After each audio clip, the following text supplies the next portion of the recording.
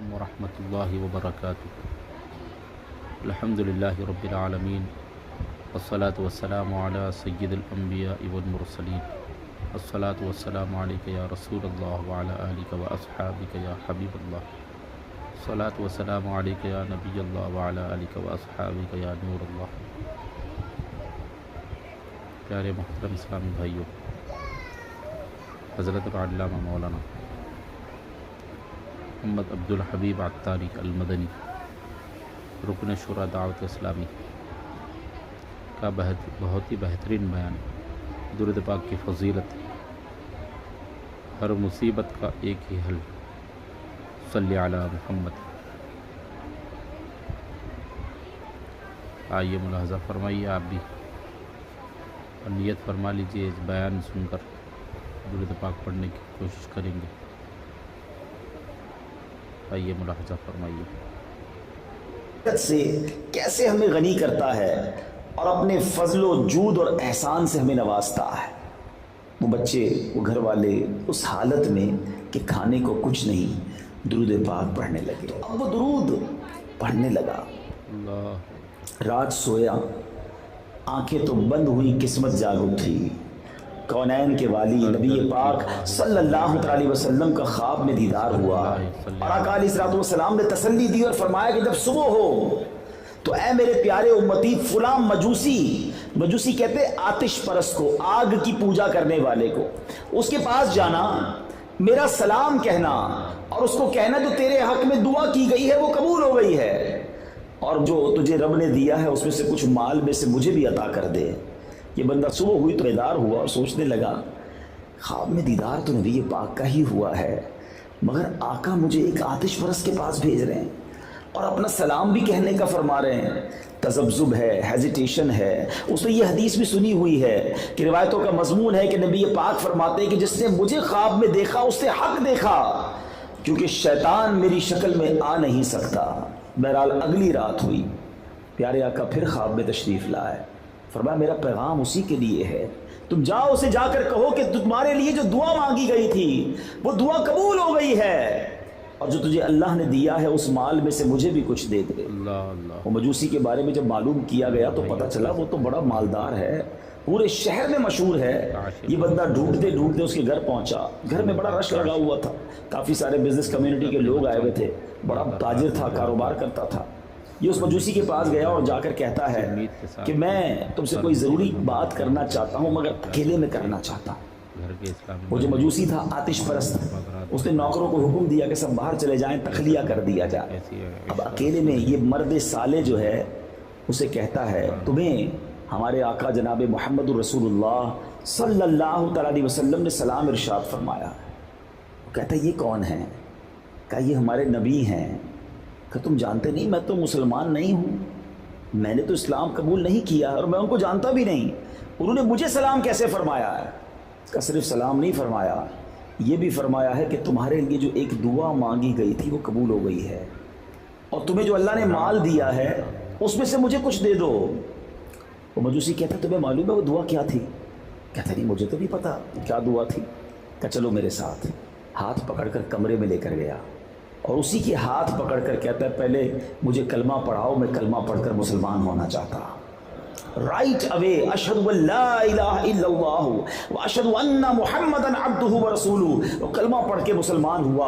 اب اس نے اعلان کیا جتنے لوگ اس کے گھر میں موجود تھے کہ اے لوگوں مجھ سے کاروبار کرنے والوں سن لو، آج میں نے کلمہ پڑھ لیا ہے، میں مسلمان ہو گیا ہوں، تم میں سے جو مسلمان ہوتا جائے گا اس کا تو مجھ سے کاروبار رہے گا، جو مسلمان نہیں ہونا چاہتا آج سے میرا تمہارا کاروبار بند۔ سارے لوگ جو اس کے چاہنے والے تھے اس کے پیسوں سے کاروبار کرتے تھے، اکثریت نے کلمہ پڑھ لیا، مسلمان ہو گئے۔ کچھ لوگ ایمان نہ لائے، اپنا مال واپس لوٹا کر وہ چلے گئے۔ اب اس نے اپنے بچوں کو بلایا، پہلے اپنے بیٹے کو بلایا، کہا دیکھ بیٹا میں مسلمان ہو گیا ہوں، اگر تو مسلمان ہوگا تو میرا بیٹا، ورنہ آج سے میرا تیرا کوئی تعلق نہیں۔ بیٹا کہتا ہے بابا جان جب آپ اس راہ پر آ گئے میں بھی کلمہ پڑھ کے مسلمان ہوتا ہوں۔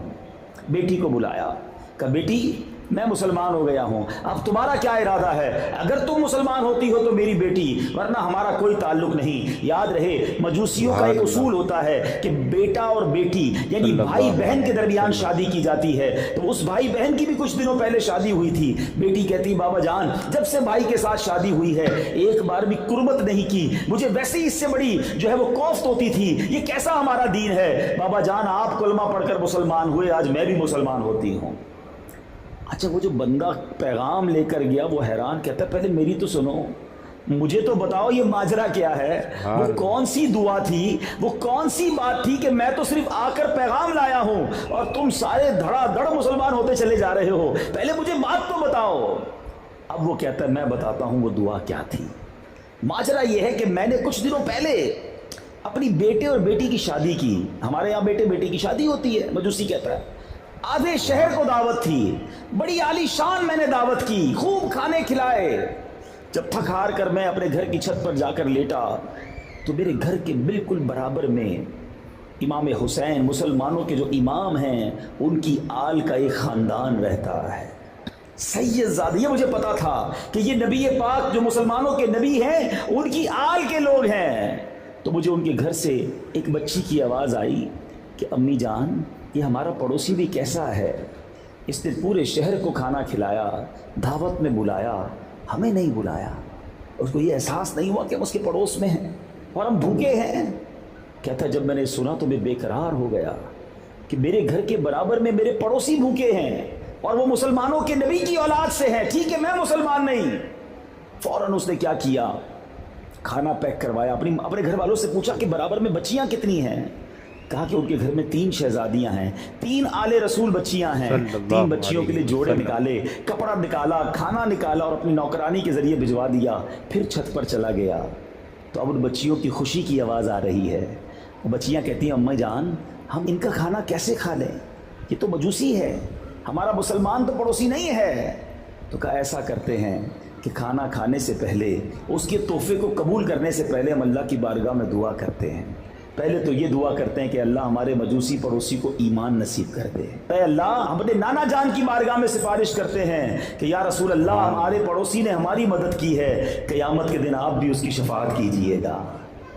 وہ مجوسی کہتا ہے اس دن سے وہ دعا میرے کانوں میں گونج رہی تھی، اور آج تم یہ پیغام لے کر آئے ہو کہ نبی پاک نے مجھے سلام بھیجا ہے اور انہوں نے فرمایا ہے کہ میری دعا قبول ہو گئی ہے، اس لیے میں فوراً مسلمان ہو گیا۔ آج مسلمان ہو گیا ہوں اور مجھے امید ہے ان بچیوں کی دعاؤں کے صدقے قیامت کے دن نانا جان کی شفاعت بھی مجھے نصیب ہو جائے گی۔ اے میرے میٹھے اسلامی بھائیوں، اس واقعے کو جو بزرگوں نے کتابوں میں نقل کیا، اس سے اتنی ساری باتیں سیکھنے کو مل رہی ہیں۔ فرسٹ آف آل سب سے پہلے یہ سیکھنے کو ملتا ہے کہ مشکل ہے، پریشانی ہے، دکھ ہے، شکوہ نہیں کرتے تھے اللہ والے، کمپلین نہیں کرتے تھے، زباں پر شکوہ رنج و علم لایا نہیں کرتے، نبی کے نام زباں پر شکوہ رنج و علم لایا نہیں کرتے، نبی کے نام لیوا غم سے گھبرایا نہیں کرتے۔ تو وہ حالانکہ نیک تھے مگر اللہ کی بارگاہ میں کمپلین نہیں تھی۔ حل کیا نکالا کہ چلو مل کر درود پڑھتے ہیں، اور یہ حل حدیثوں میں موجود ہے۔ نبی پاک صلی اللہ تعالی علیہ وسلم کا فرمان ہے تم میں سے کوئی مسلمان کسی پریشانی میں اور مصیبت میں ہو، خلاصہ حدیث ہے، تو اسے چاہیے کہ کثرت سے درود پڑھے کہ درود پریشانیوں اور مصیبتوں کو لے جاتا ہے۔ اور کیسی مصیبت ٹلی، کیسا معاملہ حل ہوا۔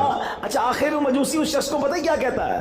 کہتا تم نبی پاک کا پیغام لائے ہو، میں نے آدھی دولت اپنے بچوں کے نام کر دی تھی، آدھی اپنے پاس رکھی تھی، اب بچوں میں تو اسلام نے جدائی کر دی، اب یہ میاں بیوی نہیں رہ سکتے، اب سنو یہ آدھی دولت میں تمہیں دیتا ہوں، یہ اپنے لیے لے جاؤ، اللہ کی راہ میں لے جاؤ۔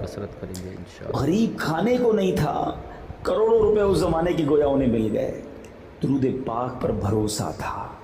تم میں سے کوئی مسلمان مصیبت پریشانی میں ہے، حدیث پاک میں آیا، اسے چاہیے کہ کثرت سے درود پڑھے کہ درود پاک کی برکت سے مصیبت پریشانیاں دور ہو جاتی ہیں۔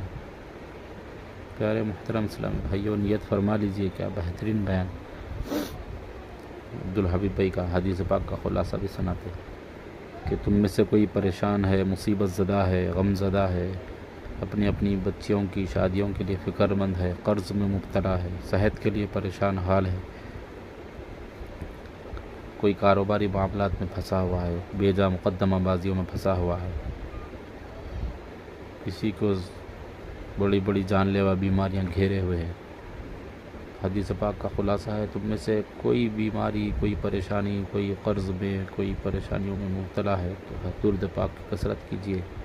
آئیے نیت فرما لیجیے، ہم بھی انشاءاللہ تعالی ڈیلی 313 مرتبہ درود پاک پڑھ کر ہی سوئیں گے، نمازوں کی پابندی کریں گے اور درود پاک پڑھیں گے انشاءاللہ عز و جل۔ السلام علیکم ورحمۃ اللہ وبرکاتہ۔ پیارے ناظرین، میرے چینل اسلامک راہ وتھ اظہر چینل کو سبسکرائب کیجیے، لائک کیجیے، شیئر کیجیے، مجھے سپورٹ کیجیے۔